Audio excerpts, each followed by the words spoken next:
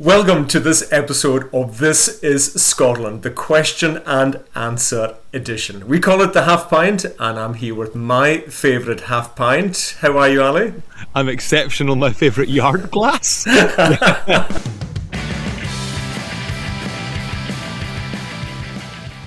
No, I'm getting on grand, man. I'm getting on grand. All well with you?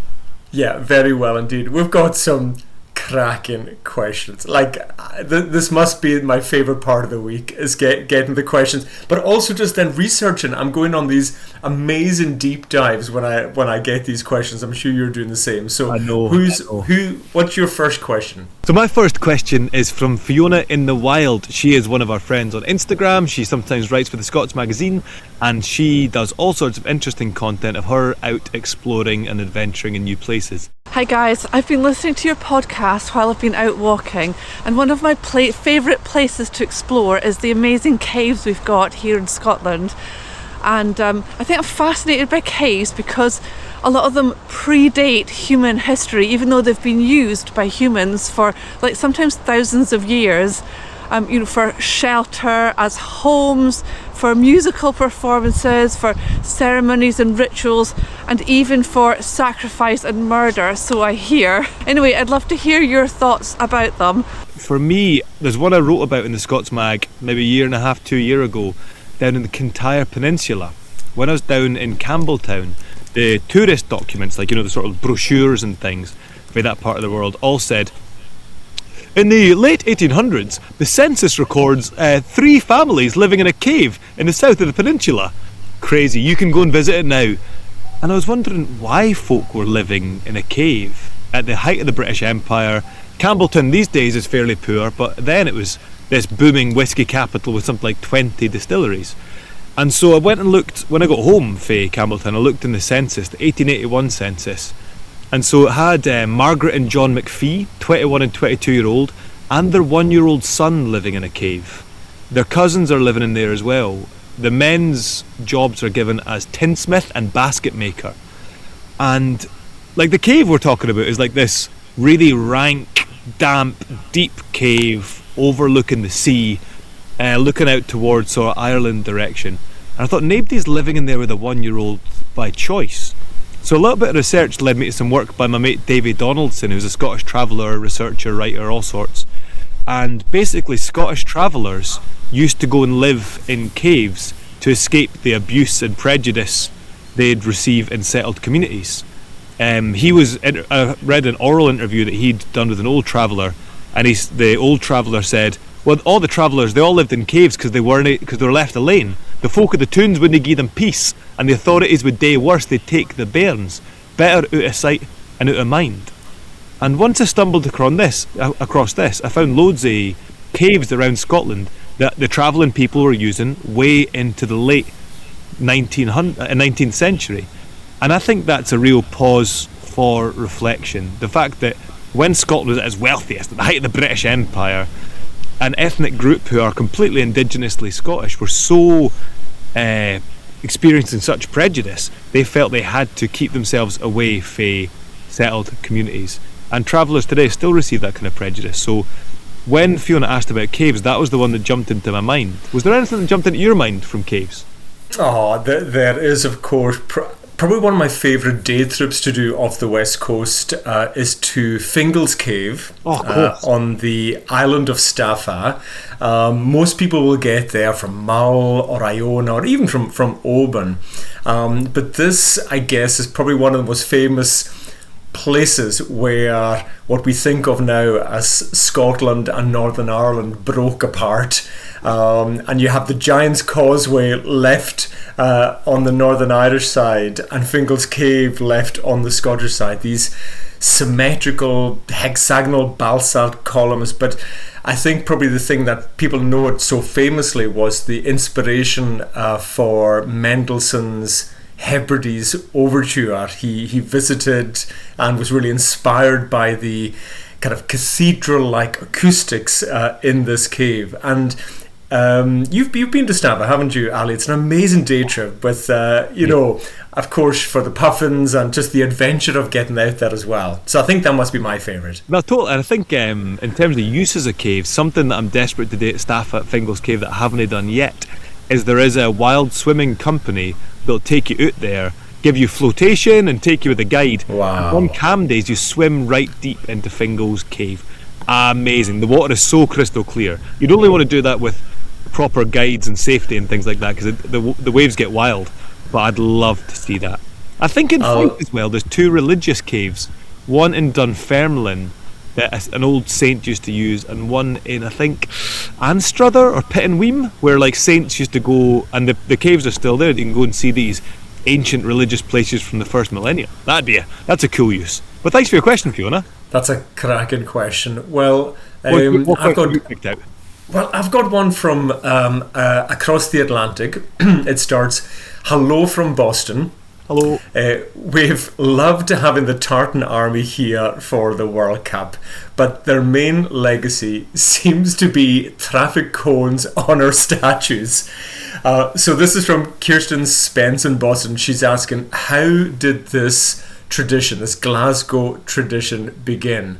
And I really enjoyed learning a wee bit more about this. And to be honest with you, for a start, for those of you who don't know about this, in Glasgow there is a statue of Arthur Wellesley, the first Duke of Wellington. He's sitting on his favourite horse there, Copenhagen, and he was he was at Waterloo, wasn't he? I think he was one of the kind of the folk that defeated Napoleon at Waterloo. So I think that's what he became famous for. But he was like Prime Minister, a British Prime Minister, etc. as well. So that was the story there.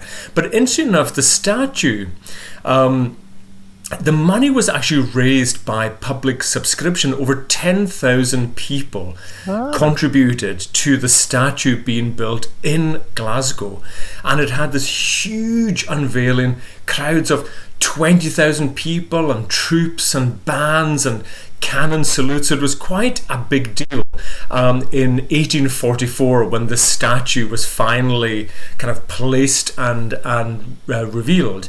So I think this makes it even more wonderful that for the past 40 years the wonderful folk of Glasgow have been basically putting a traffic cone on his head as frequently as possible. And what would happen back in the 80s, it was very much a kind of late night revelers kind of thing. The cone would go on, the council would remove it. Next Friday night, the cone would be back on. By Monday, the council will be back up again. But then what started as this kind of drunken prank then became a bit of a custom, I guess. And now I would probably say it is one of the landmarks of the Glasgow skyline. It's become that famous. It's just outside the Gallery of Modern Art. And it's interesting because Banksy, who probably known now as one of the most famous kind of living artists, he chose to have an exhibition at the Gallery of Modern Art only because of the Wellington statue outside. Isn't that just fantastic? But it's had now all these different cones. It's had gold cones during the Commonwealth Games. It had a yes cone during the independence referendum. It had a European flag cone during Brexit, a blue and yellow cone for support of Ukraine, and even now heading into the Commonwealth Games over these next few weeks in Glasgow, Finny the unicorn has a traffic cone horn inspired by it as well. So I just love it, Ali. It's become so iconic, hasn't it? Well, you're obviously more pro Glasgow than I am. For a long time, actually, for our correspondent in Boston, this used to annoy folk in cities apart from Glasgow because it's a Glaswegian thing and it was really cool and respected for that. But then you get these cones going on statues in Dundee or Aberdeen and it's like, nah. That's Glasgow's patter. That's their hing. Let's get our own hing. Let's no go copying them. But because the World Cup, because the kind of the national football team supporters, the Tartan Army, took it to Boston, it's now a national thing. So you're now seeing it everywhere. It's now like a Scottish thing. And I was actually along at the Scottish Rugby at Murrayfield at the weekend, and you can now buy little cone hats to wear to the Scotland national games. No which way. Find that this, as Coinneach was saying, this like 1980s, 1990s rebellious thing has become truly accepted as a national sort of shibboleth, as a statement of identity. It's great. I think it is really good.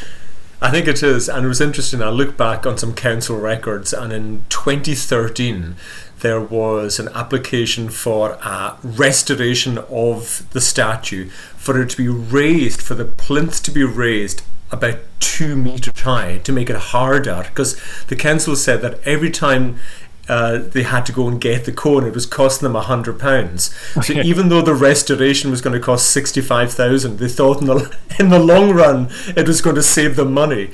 And the public response was massive. There was a Save the Wellington Cone petition that got over 10,000 signatures at the time.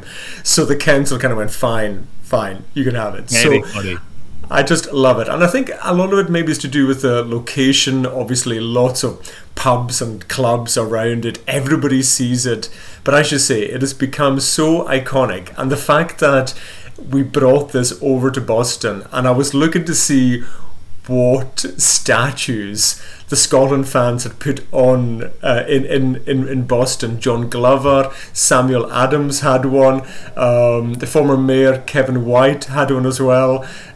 So, you know, the fact that we've brought that to Boston, or New Scotland as the mayor called Boston, I think it's just absolutely fantastic. So long live the cone. Well, that's it. What I'm thinking is that's now a Tartan Army tradition. So next time we're playing England at Wembley, we can just go and cone London. Or we can cone Paris. We get France in a friendly. No, I'm right into that. That's a great one. No, thanks for that question. And yeah, I love it if you can, when you're sending us questions, let us know where you're based. So I love the fact that we're speaking to folk in Boston and elsewhere. Okay, so the next one I'm going to do. I've got this guy, excellent guy, Ross Kearney, who is on Instagram as My Scottish Journal. Now, he has been on there for years. You know that way that an account can be huge on there and you never cross paths with them? I never saw My Scottish Journal, but basically it's like sort of getaways and travel tips in Scotland. But the guy's my old next door neighbour from Newbiggin. Like when I was being raised in a council house, he was in like a sort of farm cottage round the corner, and we were like really close pals growing up. And so he's obviously big in Angus, but his question was... Hi Ali, Coinneach, hope you guys are doing well. I've got a little question for you here. If someone was visiting Scotland for the very first time and they only had a few days but wanted to see the real Scotland, where would you take them? I think that's like, it's that thing of real quotation marks. What is the real Scotland? What are we talking about? Because like, the tourist hotspots are hotspots for a reason. Like Skye is unbelievably good looking. Edinburgh's Old Town is spectacular. But I don't think you could say that that's the real Scotland in any meaningful sense. Like the real Scotland would be more like for me, I had a lovely group on one of my guided tours last week, and we went into Glen in rural Angus. Basically, it's not a place I'd brought visitors before. It's a place I always went on family holidays, but they'd asked if we can go foraging. So I got in touch with this amazing woman up there, Kim Cameron. She runs something called the Gin Bothy.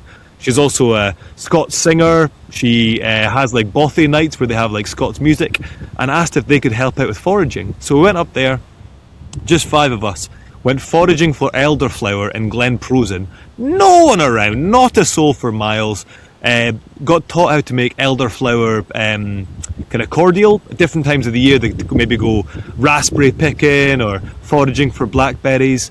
And there's something about getting to know the folk, because we went with Carrie and with Amy as well, who also work with Kim. And it's that thing of we just chatted away all day about kids, about growing up, about weather, about like the different things that bloom and blossom, and just shared so much about life, as well as that time and space in a glorious landscape. And for me, that's the real Scotland. It is the people and it's the produce, and it's the place. So if I only had a couple of days to show the real Scotland, I'd probably do one half just hanging about in rural Angus with really friendly folk that wanted to chat and wanted to share stories back and forth. And the other one, I would just say, I think maybe, would you say Edinburgh? Like, it's our capital city, and it's so busy for a reason. It's the most beautiful city in Europe. So I would go around Edinburgh, but maybe get away from the hot spots. Maybe a nice restaurant in Leith, maybe a couple of bars in Gorgie, and finish off with a dram at the Holyrood Distillery. What would you go for if you're doing the real Scotland? Goodness, it is a tough question. I was thinking about this quite a lot, and as you know, I've moved recently to Oban, and I've got to really learn about Argyll. There's a cone on my head now in the Storney one, but I was thinking what that brings, a 3-day trip to Argyll, thinking of the Kintyre Peninsula and Kilmartin Glen. What an amazing first day that would be, learning about the kings of Scotland, down there. Second day, taking them to some of the islands. We just spoke about Staffa, but imagine going to Mull and Iona and Staffa for a day trip. And then the third day, doing maybe Oban and heading to Loch Awe or something like that. I mean, I think that would be a really special 3 days. Very accessible. You're seeing an amazing part of the country, but maybe not as well trodden a route as some of the other visitors are doing as well. God, we are what do you think of that so predictably East Coast, West Coast, aren't we? Because when you're saying that, it's really bonny, Coinneach, but God, it's going to be raining your entire 3 days. You're listening to This Is Scotland. We'll be right back. Ali, quick question. Uh-oh. You're stranded on a Scottish island for a week. What 3 things are you bringing? I mean, it depends on the island, but I suppose, first of all, if you're on an island, you want to make the most of it with some good reading material. So I'm bringing the Scots magazine. If I'm on an island, there's a decent chance that there's a distillery nearby, so I'll get a good whiskey for there. And it's never as hot as I want it to be on Scotland's islands, so I'm bringing a cosy jumper. Good answer. I reckon. Because Scotland always has another story to tell. There's hidden history, amazing people, island life, food, travel, culture. And for almost 3 centuries, the Scots magazine has been bringing those stories to readers everywhere. So wherever you are, keep Scotland close. Subscribe today at scotsmagazine.com and enjoy Scotland stories every month.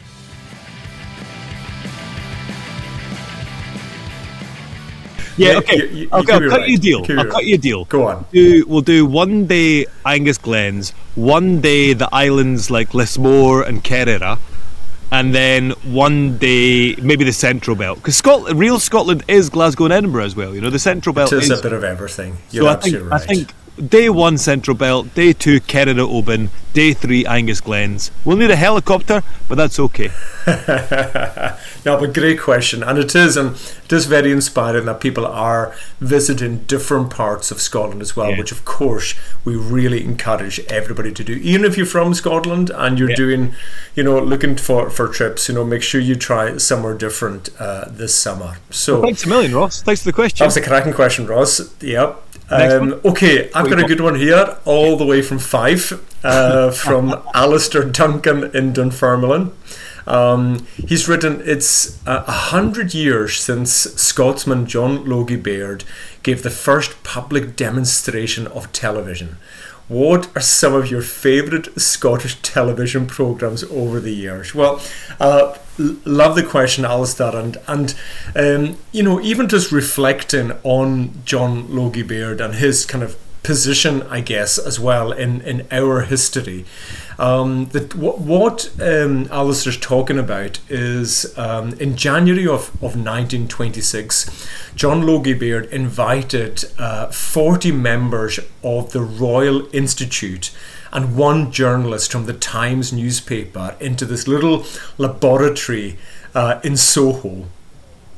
And he was in one room and they were in another room, and they watched these movements of the wonderfully named Stookie Bill, who was a puppet, because seemingly the heat of the lights to make this work, a person couldn't have sat in front of it. It was so hot and so bright. So Stooky Bill took it all, and it worked. It absolutely worked. And so we know John Logie Baird for television, but actually he invented many things. Probably the one after television I love the most is thermal socks. That's something I wear. I wear a lot.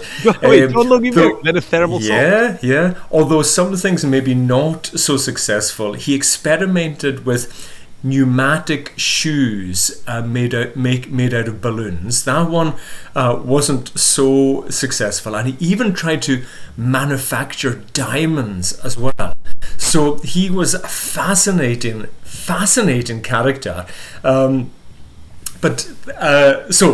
all hail to one of our great inventors in Scottish history for sure. But his question was, Alice's question is, some of my favourite or our favourite TV shows. And I think the first one I'm going to pick, I would nearly call it one of the original Nordic noir. Yeah. And that's Taggart. I just think, I remember I only started watching Taggart when I moved from Scotland. I used to live in Australia.